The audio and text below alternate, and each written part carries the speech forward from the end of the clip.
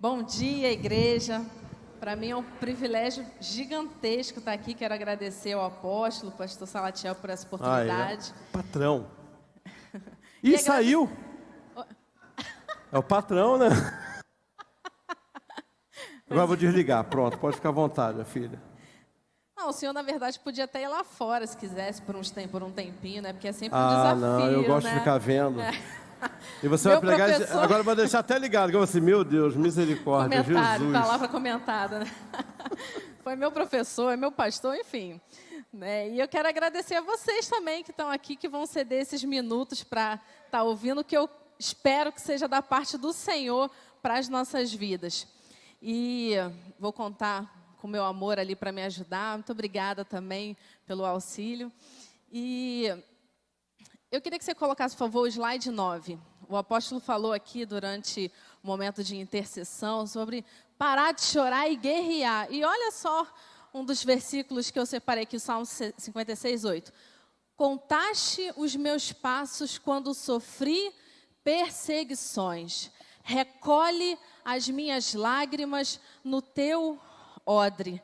Deus dá valor às suas lágrimas, às minhas lágrimas. Tanto valor que ele deixa registrado, porque o versículo não para ali. Não estão elas inscritas no teu livro? O choro é precioso para o Senhor. Mas como o apóstolo falou muito bem, tem o tempo. Está na hora de guerrear. Esse é o tempo de vencer, esse é o tempo de guerrear. Amém? Coloca para mim o primeiro slide, por favor. Eu queria que você observasse esse primeiro slide. E eu queria que você me dissesse o que você sente quando olha para ele. O nascimento, aquela praia maravilhosa. Quando eu peguei aquela imagem, eu fiquei me imaginando ali. Imagina, uma praia paradisíaca, nessa época de férias. Conquistas da nossa vida, sonhos realizados. É bom ou não é? Esses momentos são maravilhosos, né? E a gente vive, está vivendo, já viveu, vai viver. Só que a nossa vida não é feita só disso, né? É feita também desses momentos. Quantos aqui já não passaram por momentos assim, né? Essa do telefone quebrar, nossa, doeu em mim, porque isso aconteceu essa semana comigo. Deixei cair, estava com meu sobrinho, que é uma bênção. Deixei cair e aí quebrou, não tive jeito. Então a gente passa, né? Por momentos assim. Se a gente pudesse viver só nesse tempo, seria bom? Seria maravilhoso, né? Mas eu ouço a dizer que é nesse tempo que a gente mais cresce, mais amadurece, que o nosso caráter é forjado. É ou não é verdade? E é por isso que eu quero ministrar essa manhã sobre um tempo para cada propósito. Você pode repetir comigo? Um tempo para cada propósito. Hoje de manhã a gente acordou, o tempo estava meio assim, né? Ontem estava um sol. E a gente costuma dizer, nossa, o tempo hoje está feio. Por que o tempo hoje está feio? Está mais fresquinho, está mais gostoso. Ah, mas está um mormaço. Mas está bom. Tem um tempo para cada propósito. E a gente vai falar sobre isso aqui. E eu gostaria que você abrisse a sua Bíblia lá em Eclesiastes, no capítulo 3. Por favor, eu vou projetar ali também, se você quiser acompanhar. Eclesiastes capítulo 3. Diz assim: para tudo há uma ocasião. E, pode repetir comigo? Um tempo para cada propósito. Debaixo do céu. Tempo de nascer, tempo de morrer, tempo de plantar e tempo de arrancar o que se plantou, tempo de matar e tempo de curar, tempo de derrubar e tempo de construir, tempo de chorar e tempo de rir, tempo de prantear e tempo de dançar, tempo de espalhar pedras e tempo de ajuntá-las, tempo de abraçar e tempo de se conter, tempo de procurar e tempo de desistir.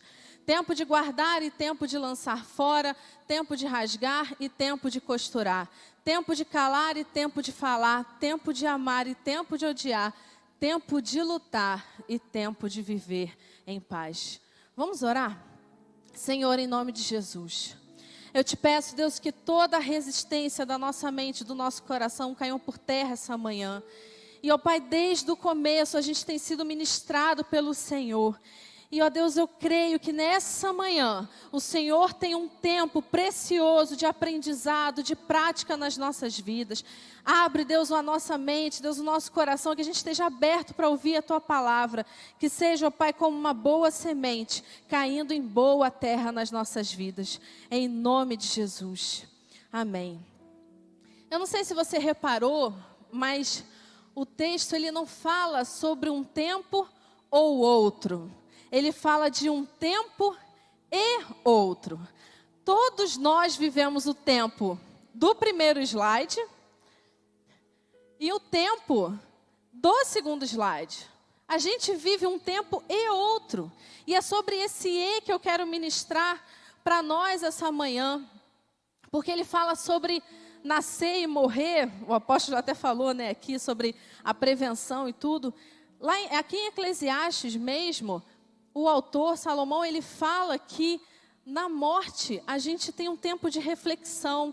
Há mais ganho na casa que há luto do que na casa que há festa. Plantar e colher, só existe, não, o arrancar, como está ali, só existe a colheita porque houve um plantio antes. Fala sobre matar e curar, derrubar e construir, chorar e rir. Muitas vezes a gente não valoriza esse tempo do choro. Mas o choro é um tempo precioso para nós. O que não dá é para viver nisso. Está na hora de guerrear. Você pode repetir comigo? É tempo de guerrear. É tempo de guerrear. Mais uma vez, é tempo de guerrear. Como o nosso apóstolo mesmo trouxe para a gente essa palavra. Esse é o tempo.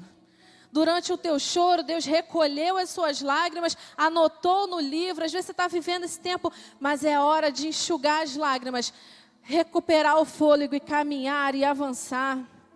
Tempo de prantear e dançar, de espalhar e ajuntar, de abraçar e se conter, como está ali, abraçar e se conter. A gente tem que ter discernimento para as pessoas com quem a gente anda também, com quem... O apóstolo vai pregar sobre isso hoje à noite também, né? Eu disse, nossa, tanta coisinha assim na palavra que está corroborando uma coisa na outra. Vai falar sobre esse tempo, né, de quem a gente segue, de com quem a gente caminha. Então, há um tempo de abraçar e um de se conter, de procurar e desistir, de guardar e lançar fora, de rasgar e costurar, de calar e de falar. Eu acho que isso aqui, eu não sei para vocês, mas para mim é o que a gente mais tem que pedir a Deus sabedoria, não é verdade? Porque tem momento que a gente tem que falar sim, se a gente se calar vai ter problema. Mas há o tempo em que a gente tem que se calar, não tem jeito.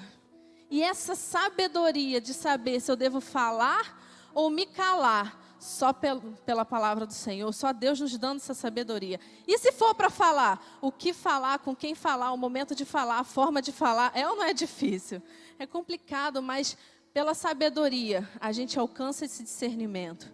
Tempo de amar e de odiar é tempo de lutar e viver em paz. Tanto o excesso de luta quanto o excesso de paz cansa, sabia? Às vezes assim, nossa, já pegou aquelas férias compridas, e aí você fica assim, nossa, não vejo a hora de voltar para as minhas atividades.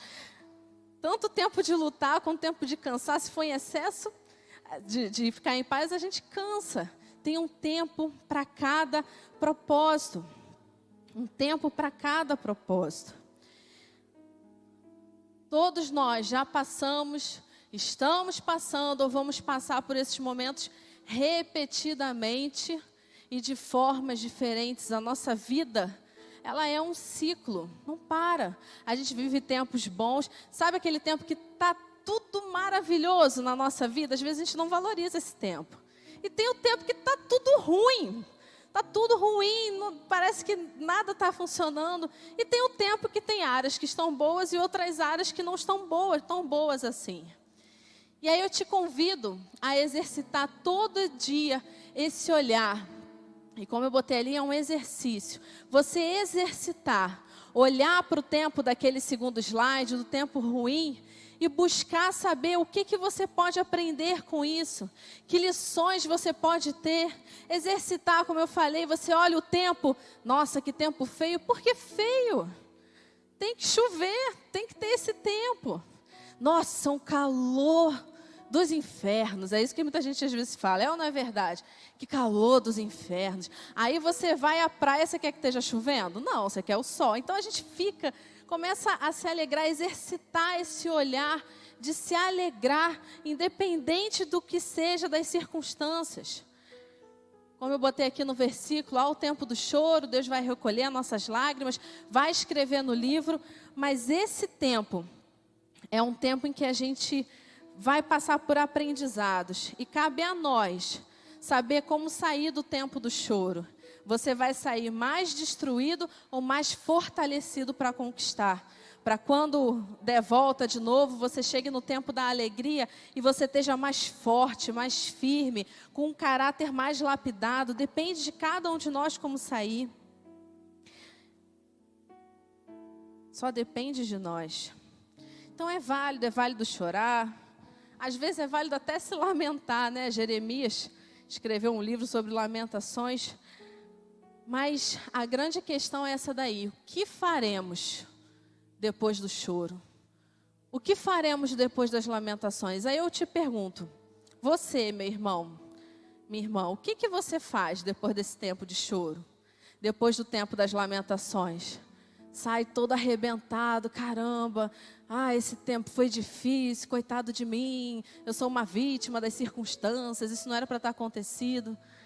Quem está vivendo um momento difícil está no melhor momento para inverter a situação. Você não tem mais nada para perder. Então, se você está vivendo um momento difícil, você está no melhor momento para inverter essa situação. Creia nisso. Quando a gente ocupa a nossa mente pensando no problema, pouco a ocupamos pensando na solução. É ou não é verdade? Quanto mais a gente procura, que eu estou desempregado, eu estou desempregado, eu estou desempregado, eu estou desempregado. Pensar no desemprego não te arranja um emprego. Pensar na doença não te traz saúde. Pensar na solidão não te traz companhia. Quando a gente se ocupa em pensar na solução, as coisas começam a mudar. Então, essa manhã eu quero convidar você a exercitar, mudar o padrão de pensamento e começar a olhar, independente das circunstâncias, que tem algo de bom para você ali. Porque se você está vivendo um tempo difícil, como disse lá, como diz o versículo, um tempo para cada propósito, Deus quer te ensinar. Quando Deus quer ter um propósito na sua vida, Ele te coloca num tempo. Quando Ele tem um outro propósito para a sua vida, Ele te coloca num outro tempo. E aí Ele tem um terceiro propósito, Ele te coloca num outro tempo. Os tempos cumprem seus propósitos. Cada tempo cumpre o seu propósito na minha e na sua vida. Não sei qual é o tempo que você está vivendo hoje, mas tem um propósito. Você já perguntou para o Senhor, Senhor, qual é o teu propósito? Porque a gente ora e pedindo, Senhor, me tira daqui, me tira desse vale. Mas você já perguntou, Deus, qual é o teu propósito na minha vida durante este tempo? Ser grato e feliz, independente das circunstâncias. Por que não? Não é papo de maluco não, gente. É de fé. Ser constante, ser perseverante, ser feliz, independente das circunstâncias. Dá uma cutucadinha aí na pessoa do seu lado. Meu irmão, fala assim, meu irmão, seja feliz, independente das circunstâncias. Seja feliz. Deus chamou a nós para viver uma vida em abundância, não só na eternidade, mas aqui também. E quando a gente passa por esses momentos difíceis, olha o que Eclesiastes 3 continua falando. E é interessante eu abrir só um parênteses aqui. Eclesiastes foi escrito por Salomão. No auge, ele já tinha vivido muita coisa na vida dele, mas para o fim da vida dele, ele escreveu Eclesiastes. Então, a gente está lendo palavras de sabedoria de um homem que já passou por várias fases da vida. Momentos bons, momentos ruins. A gente costuma associar sabedoria muito só ao livro de Provérbios, mas o livro de Eclesiastes é como se fosse um tempo da maturidade. Foi quando ele escreveu na sua maturidade esse texto. E olha só o que Eclesiastes continua falando no versículo 10. Nunca pergunte, por que será que antigamente tudo era melhor? essa pergunta não é inteligente. E só tem gente inteligente aqui, é ou não é verdade? Mas se você já teve algum momento de tolice como eu também, você já se perguntou, porque eu já me perguntei, antigamente era tão melhor, tudo era bom, no auge dos meus 20 anos, quando eu morava não sei aonde. O apóstolo fala muito isso aqui, né? Gente, não é inteligente. Então, quando você pensar em falar isso, não, peraí, eu não posso ser tolo. Né? Como o apóstolo fala, tem que rebuscar a palavra, né? Mas se fosse falar, você não pode ser burro, gente, tem que ser inteligente. A gente não pode ser tolo. A gente tem que ser inteligente, não se pergunta mais isso. Então, se hoje você está se perguntando isso, por como eu já me perguntei várias e várias vezes, vamos ser inteligentes e não perguntar, poxa, por que era? Você está no melhor momento da sua vida. Quando as coisas, aí o versículo 14 diz, quando as coisas correrem bem, fique contente. Porque também tem gente, só um parênteses, tem gente que o negócio vai bem e a pessoa diz assim, é mais do que eu mereço. Se está tudo bem é porque já vai dar problema, é ou não é verdade? Se está tudo indo bem, nossa, vai vir um grande problema que não é possível, a vida não pode ser assim. Não, se alegra, tem um momento bom sim. Quando as dificuldades chegarem, lembre disto. É Deus quem manda tanto a felicidade como as dificuldades. E a gente nunca sabe o que vai acontecer amanhã. Então a notícia para mim e para você é o tempo de felicidade, o tempo de dificuldade, é tudo um tempo que Deus coloca na sua vida porque Ele cumpre um propósito. Tudo que acontece, todo o tempo, Ele cumpre um propósito. E aí o 20 fala, não existe no mundo ninguém que faça sempre o que é direito e que nunca erre. Porque a gente às vezes também passa por momentos de dificuldade, por questões, por decisões erradas que a gente toma na nossa vida. Só que errar faz parte da caminhada. Não tem ninguém que faça tudo sempre certo. Ou tem alguém perfeito aqui? Ninguém. E aí, pensando nisso, há alguns conceitos que estão sendo muito utilizados hoje em dia, que eu queria mostrar aqui para vocês, que é o conceito da fragilidade, da resiliência e da antifragilidade. Quem é uma pessoa frágil? Uma pessoa frágil é uma pessoa que se fere ou desiste facilmente, foge das situações conflitantes. Um objeto frágil, por exemplo, é um copo. Se você deixar cair, ele quebra. Frágil, quebra com facilidade. Mas tem o resiliente também. O resiliente é como se fosse uma espuma ou uma mola que você aperta, ela volta para o lugar. Você aperta, ela volta para o lugar. Você aperta, ela volta para o lugar. Então, uma pessoa resiliente, ela tem uma grande capacidade de viver fracassos e continuar lutando com a mesma energia de quando ela começou. Mas tem o antifrágil, que é uma pessoa antifrágil, que é a oposta de frágil. É alguém que melhora quando está diante de uma situação inesperada. Ela se beneficia do inesperado e das situações negativas, pois isso a faz crescer. Então, o antifrágil é como, não sei se dá para perceber essa imagem, a massa da pizza, que você quanto mais bate, mais ela cresce. A nossa vida é assim. Você toma pancada dia a dia, não toma? Isso te faz mais forte. E a diferença do resiliente para o antifrágil é que na resiliência você continua apesar dos erros. Mas na antifragilidade você continua por causa dos erros. É como se olhássemos isso de forma positiva. Então eu quero dizer uma coisa para você. Se hoje você está passando por um momento difícil e você tem consciência que foi você que se colocou ali por conta de decisões erradas, por conta de falar a coisa errada, pega essa situação e reverte ela. Não está tudo acabado. Deus é especialista em reverter situações. Seja antifrágil. Você cometeu erro, pega isso como aprendizado e caminha. Você está passando por um momento difícil, momento de pranto, momento de derrubar, de espalhar. Pega tudo isso e caminha. Caminhe não apesar de, mas por causa de. Porque são essas lutas, são as perseguições que te tornam quem você é. O cristão que Deus quer que você seja. que Deus quer que eu seja. A gente vê perseguições quando a gente lê a palavra de Deus, mas o fim de tudo isso é a vitória no Senhor. Eu não sei quando terminar toda essa luta, como é que vai acontecer, o que vai acontecer, mas no ruim de tudo, você vai ter um grande aprendizado na sua vida. Às vezes você vai estar num momento difícil financeiramente, com dívidas, foi você que entrou, não foi o diabo que te botou ali, foi você que gastou, enfim. Pega isso como aprendizado para nunca mais entrar. E quem sabe disso tudo, você ainda se torne um profissional dessa área, ajudando pessoas a não entrarem em dívidas. Não sei.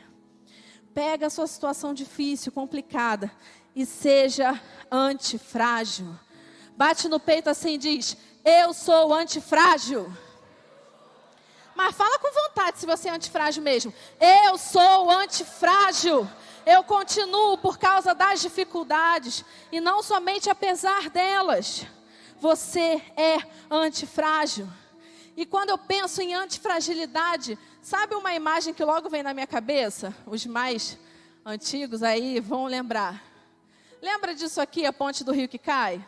Gente, eu adorava ver isso, sinceramente. Não sei se alguém aqui via, só para não me sentir assim tão ET. Gente, eu achava tão engraçado que as Olimpíadas do Faustão.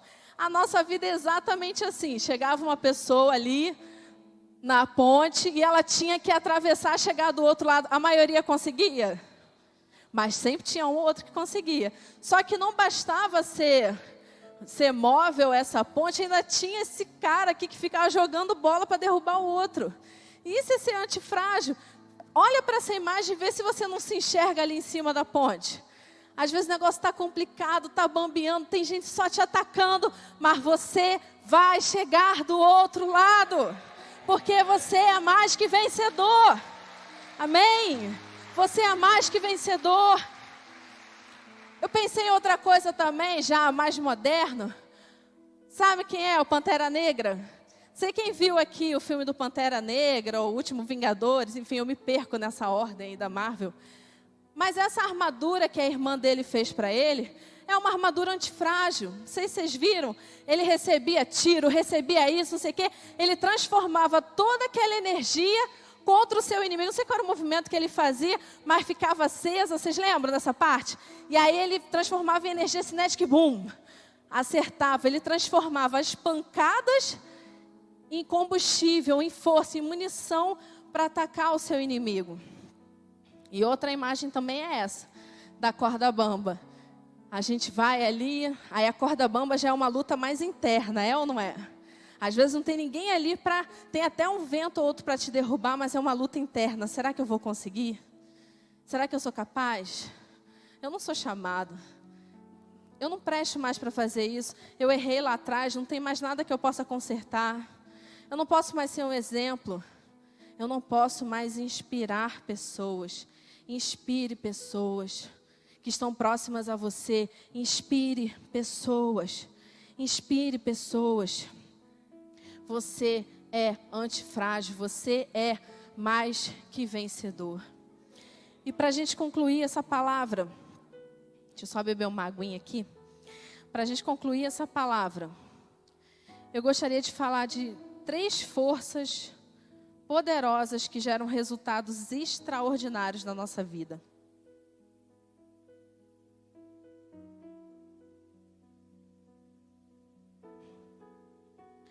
A força do arrependimento, que gera reconciliação.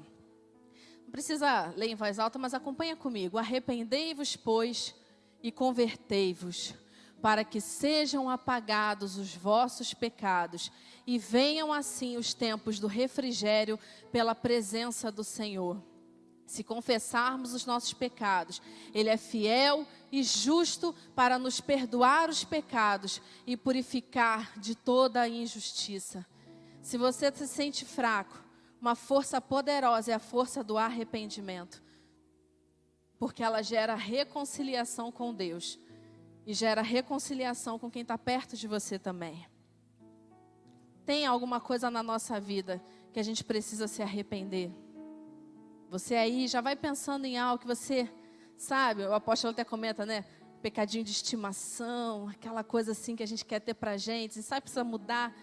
Tem algo que às vezes está te prendendo a viver uma vida vitoriosa, depende de arrependimento. E quando a gente verdadeiramente se arrepende, dói demais, demais, mas o resultado é uma vitória, é uma conquista sobre nós mesmos e sobre as situações. Você sabe daquilo que precisa se arrepender. Eu não preciso citar, cada um conhece o seu coração.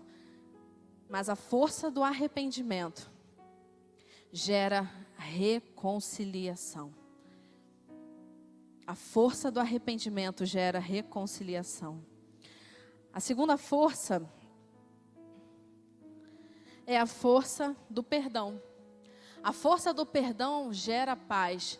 Quem perdoa uma ofensa mostra que tem amor, mas quem fica lembrando o assunto estraga a amizade. Quando você perdoa, você não esquece da situação, mas você não fica revivendo aquilo ali como se fosse uma dor constante em você. E muitas vezes a gente não libera perdão porque a gente acha que liberando perdão, a gente torna o ofensor inocente. E ele não merece ser inocente. Porque se eu perdoar, é como se tudo dele fosse apagado e ele não merece. Se a gente se analisar, muitas vezes é por isso que a gente tem dificuldade de perdoar. Porque a gente acha que o outro não merece o nosso perdão. Mas eu queria pensar, te fazer refletir. Você lembra de alguma coisa que você tenha vivido lá atrás e que você reconhece, na época que você ainda não era convertido, e que você reconhece assim, caramba, se Deus não tivesse sido misericordioso comigo naquela época, eu não sei como eu estaria hoje. Alguém tem algo que possa dizer assim, poxa, eu vivi, hoje convertido, eu reconheço que tal situação aconteceu lá atrás e Deus foi misericordioso comigo, e se não fosse essa misericórdia, eu não estaria aqui. Episódios em que você reconheceu que seria uma situação muito ruim para você e você diz, puxa, Deus foi tão misericordioso comigo. Ou mesmo você já convertido, você diz assim, puxa, lá atrás, 5 anos atrás, 2 anos atrás, aconteceu uma situação que Deus foi misericordioso. Você percebe?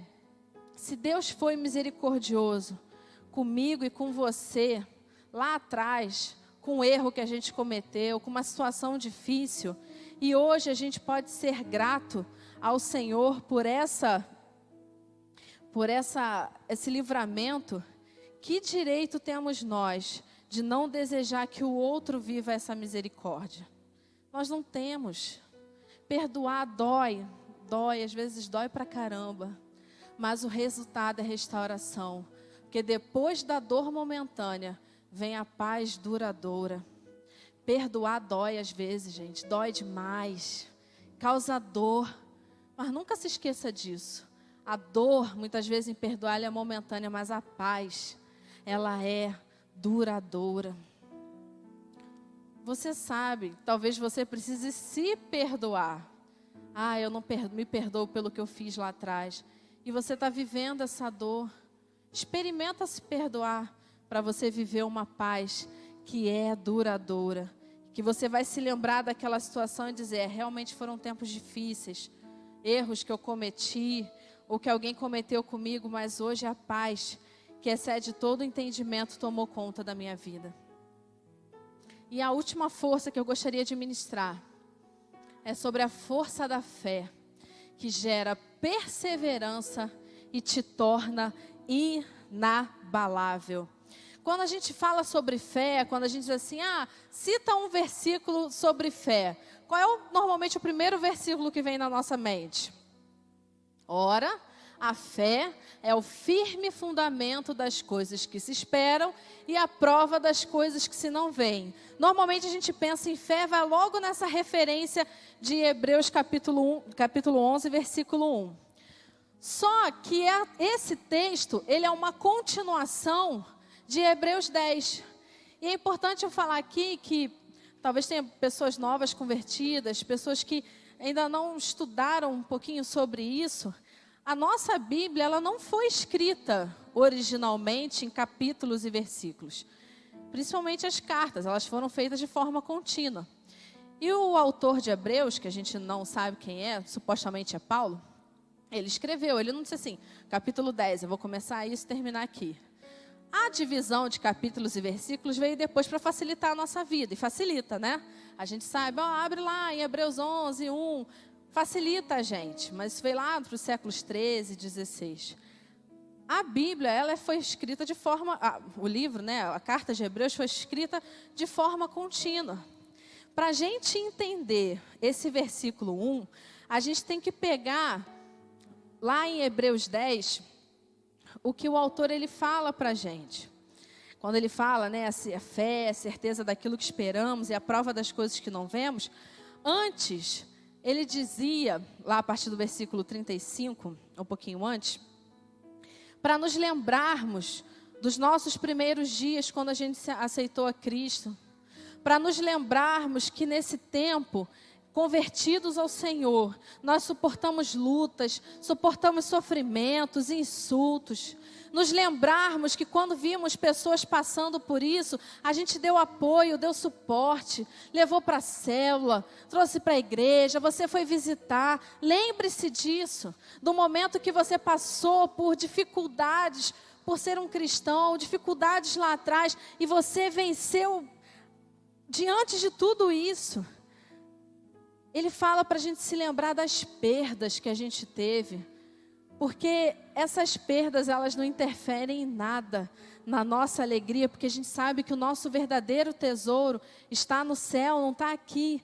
E ele começa a falar, lembrem-se disso, lembrem-se das lutas, lembrem-se das vitórias, lembrem-se de quando você deu suporte. E aí ele continua, eu vou colocar aqui a continuação do texto.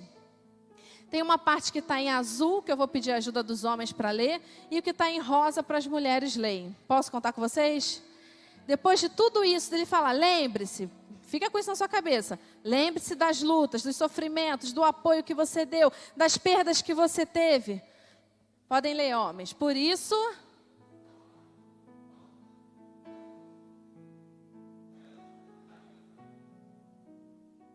vocês precisam...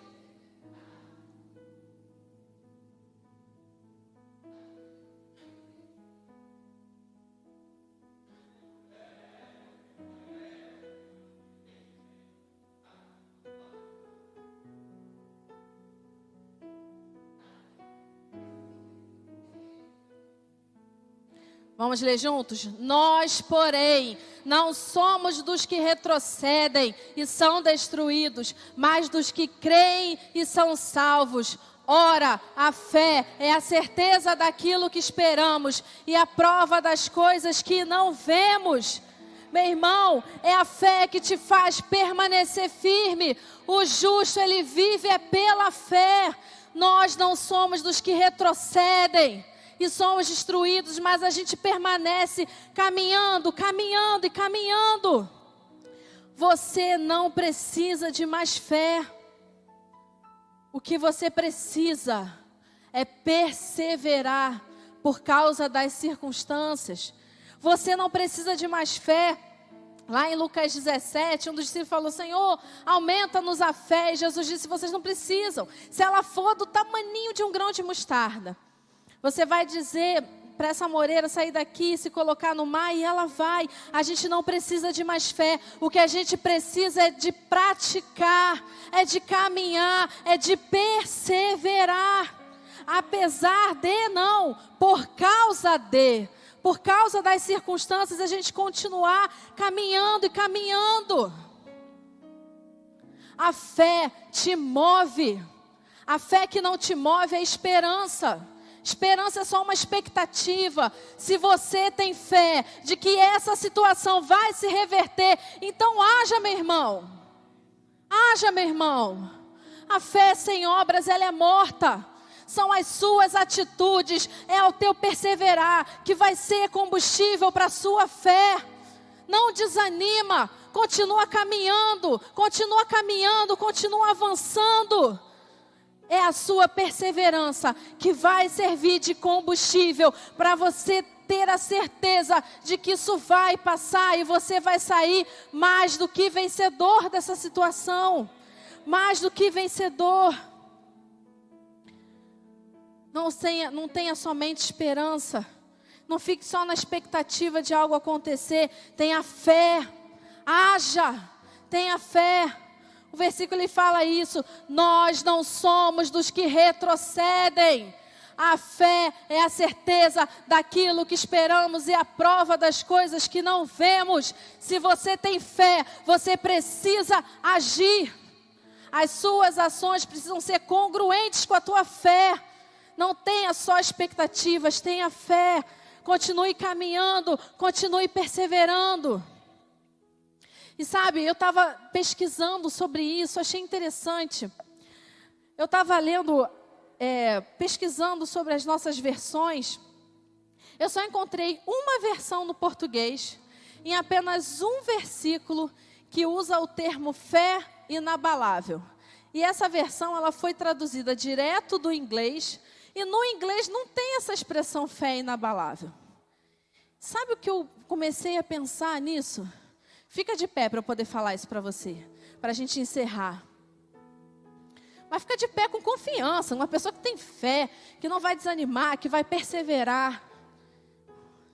Esse termo fé inabalável só tem, como eu falei, em uma versão que foi traduzida do inglês, e nem no inglês tem essa versão. Ou seja, o que Deus quer para nós é aquilo ali. Os que confiam no Senhor serão como o monte Sião, que não se abala, mas permanece para sempre. Deus não quer de você, preste atenção, uma fé inabalável, que você nunca tem aquela dúvida. Quem aqui não passa por dúvida, por aflição, por desânimo, querer desistir? Deus quer que você se torne inabalável. Durante a caminhada a gente vai receber bombas, a gente vai desanimar, é ou não é verdade? A gente vai duvidar, ou a nossa vida é só pensar em coisa boa? Claro que não, a gente desanima. Mas a fé te torna inabalável. Você é como o monte Sião, que não se abala, mas permanece para sempre. Se você esmorecer, se você desanimar, meu irmão, desanimado ou não, continua caminhando, porque Deus quer que a sua fé te torne inabalável. Você pode balançar para um outro, balançar para o outro lado, mas você vai chegar ao fim. A fé te torna inabalável. A fé te torna inabalável, meu irmão. Te torna. Está desanimado, não para de caminhar. É cada passo que você dá que vai ser um combustível para a sua fé. Mas eu não estou vendo esperança. Vai caminhando, vai caminhando. Seja inabalável. Repete comigo. Eu sou inabalável. Eu sou inabalável. Eu sou inabalável. Tem gente que joga pedra, tem gente que fala, mas eu sou inabalável. Eu vou chegar do outro lado como mais do que vencedor, mais do que vencedora. Nós somos inabaláveis. Nós somos inabaláveis. E nessa manhã, meu irmão, se há alguma força que você precisa, do arrependimento, do perdão, da fé, que te gera a reconciliação, a paz, ou te torne inabalável, eu queria que com confiança você saísse do seu lugar e viesse aqui para esse altar, porque sair e vir até aqui já é o primeiro passo para você renovar o combustível da sua fé. Vem até aqui o altar e nós vamos orar. Nós vamos orar ao Senhor. Se torne, seja inabalável. Seja inabalável, meu irmão. Se está tudo bem na sua vida, não para de confiar.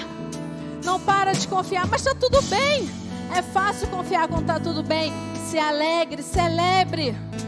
O mundo dá volta.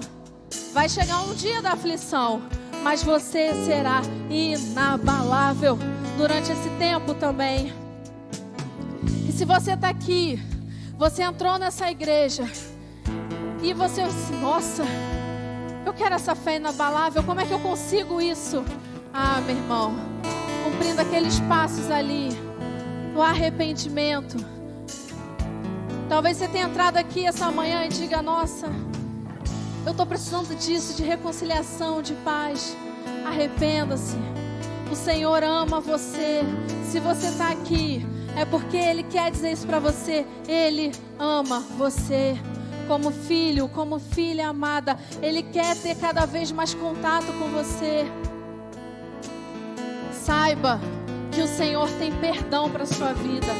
Perdão para a sua vida. Ele ama você.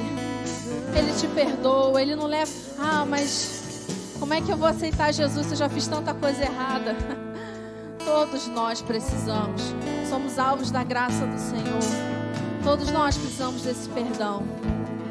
E aí com isso, verdadeiramente arrependido, recebendo o perdão do Senhor, você vai viver esse tempo de fé e de se tornar inabalável. Eu gostaria que você fechasse os olhos, todos nós. Se você é essa pessoa que diz, poxa, eu preciso disso.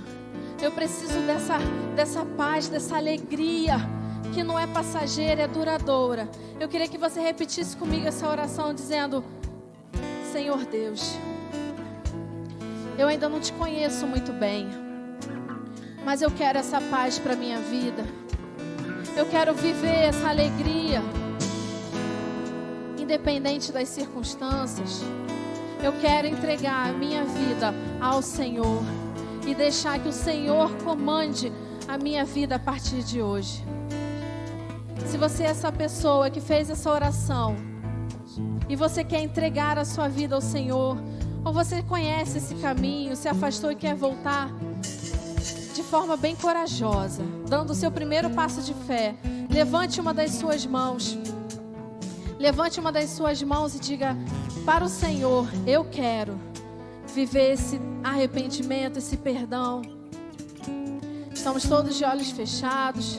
Se você é essa pessoa, levante bem alto a sua mão e diga, eu quero esse Jesus para minha vida. Leve essa palavra contigo para o seu coração, para a sua casa e reflita sobre isso. E eu e você, meu irmão, estamos aqui nesse altar, que precisamos viver esse tempo novo, de ser antifrágil, de sermos inabaláveis. Se você estiver passando por um momento difícil, você está duvidando, caminha. Você acha que não tem mais jeito, caminha, persevera. É na caminhada que o Senhor vai te dar a clareza do que você precisa. Não desanima, vamos orar. Senhor, nessa manhã, ó Deus, assim como os meus irmãos, eu me coloco diante do Senhor, ó Deus, clamando por misericórdia, Deus, por misericórdia, porque só o Senhor, ó Deus, é capaz de mover dentro de nós, mover a nossa mente, o nosso coração, mudar o nosso padrão de pensamento, nos tornar antifrágeis. Senhor, eu não estou diante de pessoas fracas, eu não estou diante de pessoas frágeis, eu não estou diante de derrotados. Teus filhos são inabaláveis, mas o Senhor sabe, ó Pai, durante essa caminhada, o que tem desanimado, o que tem feito chorar. Senhor, em nome de Jesus, renova a fé dos meus irmãos nessa hora, que eles comecem a receber poder que vem do alto e se sintam confiantes, não neles só, mas no Senhor, para fazer aquilo para o qual o Senhor os chamou. Deus, o Senhor nos torna inabaláveis. Eu te peço, Senhor, de cada ponta desse altar, que não saia um daqui sem acreditar que é o Senhor quem nos torna inabaláveis, que é o Senhor quem nos faz perseverar, perseverar, perseverar. Senhor, começa a ministrar o coração dos teus filhos.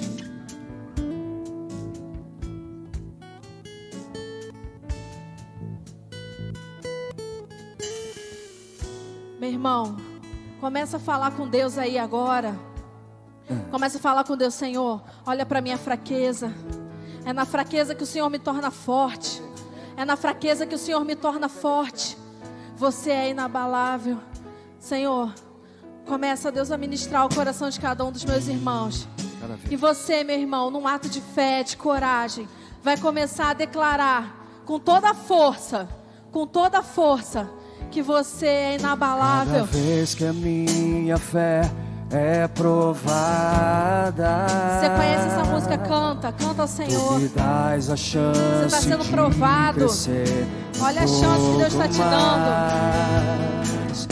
As montanhas e vales, desertos e mares que atravesso me levam pra perto de ti.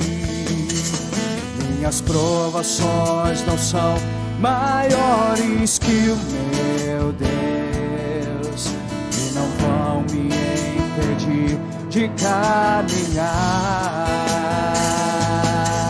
Se diante de mim não se abrir o mar, Deus vai me fazer andar por sobre as águas. Para só um pouquinho. Agora abre o seu olho. Abre os seus olhos. Deus já falou contigo. Você vai cantar com uma força esse refrão. Rompendo em fé. Com força, com fé, meu irmão. Rompendo em fé, vai. Rompendo em fé. Crê nisso. Mantenha seus olhos abertos. Abra os seus olhos. Declare isso. Declare isso. Rompendo em fé. Com ousadia vou mover o sobrenatural. Diga. Vou lutar e vencer. Vou plantar e colher. A cada dia vou viver rompendo em fé. Abraça o seu irmão e diga: meu irmão, seja inabalável. E volte para o seu lugar. Abraça pelo menos 3 pessoas e diga: você é inabalável. Você é inabalável.